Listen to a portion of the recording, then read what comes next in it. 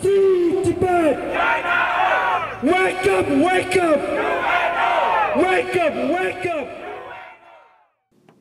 Tensions and mistrust often arise between members of the Tibetan and Chinese communities.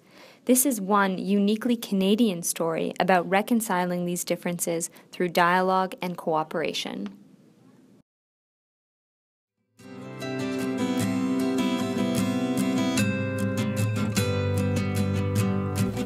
The MOSAIC Institute calls itself a foreign policy think and do tank. And we're engaged in working with Canadians from all different ethnocultural communities to promote peace and be agents for peace and change around the world. And in particular, we focus on working with Canadians that have personal or family connections to conflicts that have been entrenched in different parts of the world for decades, generations in some cases. The MOSAIC Institute's work in bringing cultural communities together to share and exchange experiences, ideas, philosophies, and ideals is an empowering step toward a greater goal of global harmony. Before, I actually didn't have that many preconceived notions of what Tibetans living in Canada would be like. I actually hadn't met any Tibetans living in Canada before participating in this project, so it was a great way to meet Tibetans and try to understand what they thought about the issue, what they think about the issue. I've been involved with the Tibetan cause for quite long, and it's always been from the Tibetan side rather than engaging both the communities together. So I felt this was a great opportunity for both the Tibetan communities and the Chinese communities to get together and talk about this issue.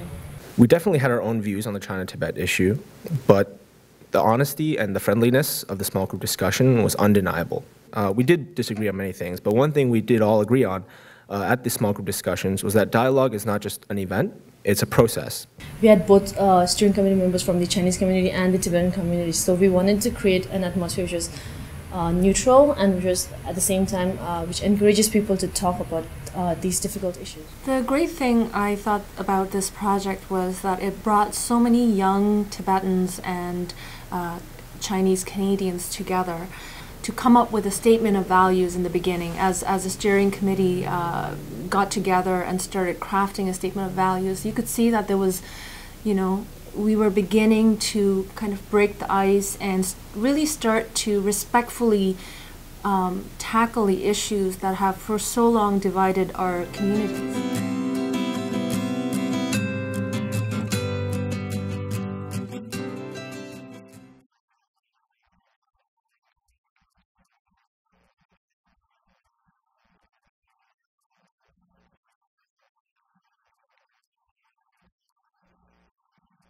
It's important to have some defining structure.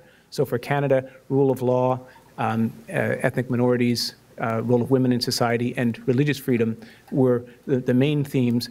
That's a dialogue that's very important. It also needs to be conducted with a degree of mutual respect, with a certain amount of sympathy, and with some realism around potential results. Ultimately, Canadians have a right to expect that we can measure progress in our human rights engagement with China. This is a tough, tough issue and leads to a lot of frustration. Perhaps someday in China, young people of Tibetan ethnicity and young people of Han ethnicity will be able to have the same activity that we're privileged to be able to have here. Recognizing the role of diaspora in decision-making bodies, I think, does two things that move us away from the nationalist imaginary and take us out of the nation-state box.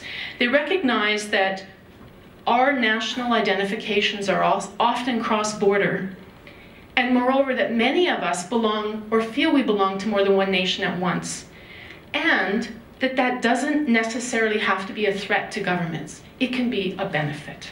Because in the end, I think in the theme of making peace personal, it's about human dignity. You can deliver things like healthcare and education and conservation strategies, all of that, to a community. But if it's not done with dignity, with people feeling they are heard and respected, it may not actually be sustainable.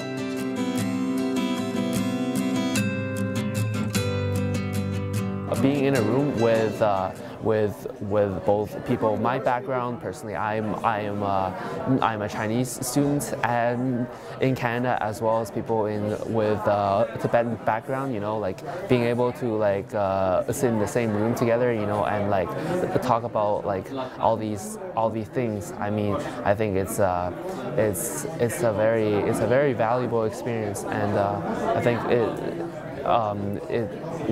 it opens up my mind to a lot of things that normally I simply cannot have access to. But the sheer fact that I even got to sit down and meet Chinese students who wanted to talk, who wanted to engage, who wanted to meet a Tibetan student like them, it was really encouraging for me, and it did sort of instill a bit of hope that there is a new generation of young Chinese students who do want to talk about Tibet, who aren't afraid to talk about Tibet, and who are making steps just like we are. I actually absolutely think this was successful because I made a lot of new personal relationships that I was very happy about, and I got to really remove some of the stereotypes that were existing, I think, between the two groups, like in my own head, whether subconscious or not, from Chinese movies, from Chinese speeches that I think were removed, really, because I got to meet people. I wasn't sure about this dialogue series, and I attended the first session extremely skeptical of how successful such a dialogue series would be, but I came across people, especially Chinese youth, who were genuinely concerned and who genuine desire to engage and understand the issue. So as a Tibetan, that was really heartening, and that is why I think this dialogue series is a success. If we always avoiding a problem, you can never solve any problems. So I would like to, that's why after all the sections I really learned a lot about the other side, and I hope I can deliver some of my personal point of view of how Chinese viewing Tibet. Even though they, at the end of the dialogue series, they don't agree about the geopolitical or what is the best solution, or those things are something that it's very difficult to capture within this dialogue series, but I think so it's more about knowing to understand where they stand from, empathizing with the other sides, their perspective, their history, their culture.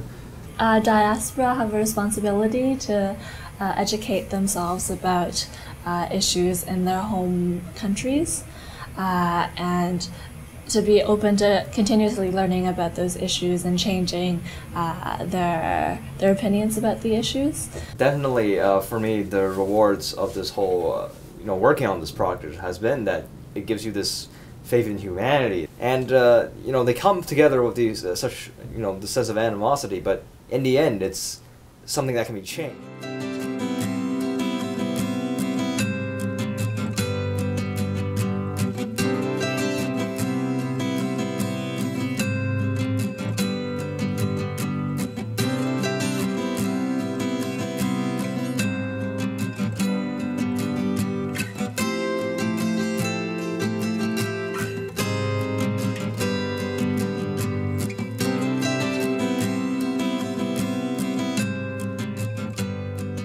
Michael and I are also members of Can Engage, an inter-community group born out of the dialogue series.